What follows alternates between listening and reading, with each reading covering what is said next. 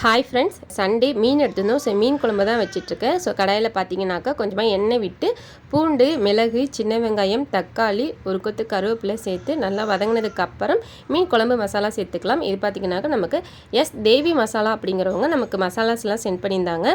இவங்கக்கிட்ட மஞ்சத்தூள், மிளகாய்த்தூள், மல்லித்தூள், சிக்கன் மசாலா, மட்டன் மசாலா, ரசப்பொடி, இட்லி பொடி, மீன் வறுவல் மசாலா, இந்த மாதிரி எல்லா ஐட்டமுமே பாரம்பரியமான வீட்டு முறைப்படி வந்துட்டு செஞ்சு கொடுத்துட்ருக்காங்க. ஹோம் டெலிவரி கூட பண்ணுறாங்க. எங்களுடைய வாட்ஸ்அப் நம்பர் கீழே கொடுக்குற, தேவைப்படுறவங்க கால் பண்ணி வாங்கிக்கோங்க. இது கூட பார்த்தீங்கன்னாக்கா மிளகாய்த்தூள், கொஞ்சம் மஞ்சத்தூள் சேர்த்து நல்லா வதக்கி ஆற வச்சு அரைச்சி எடுத்துக்கலாம். இன்னொரு கடாயில் நல்லெண்ணெய் விட்டு வெந்தயம், வெங்காயம், கருவேப்பிலை சேர்த்து கூடவே அரைச்சி வச்சுருக்க மசாலையும் சேர்த்து தேவையான அளவு தண்ணி ஊற்றி கரைச்சி வச்சுருக்கக்கூடிய புளியும் ஊற்றி தேவையான அளவு உப்பும் சேர்த்து நல்லா கொதிக்க விட்டுருங்க. கடைசியாக கொதிச்சதுக்கப்புறம் கழுவி வச்சுருக்கக்கூடிய மீன் சேர்த்துக்கலாம். நான் வந்துட்டு ஜிலேபி மீன் தான் சேர்த்துருக்கிறேன்.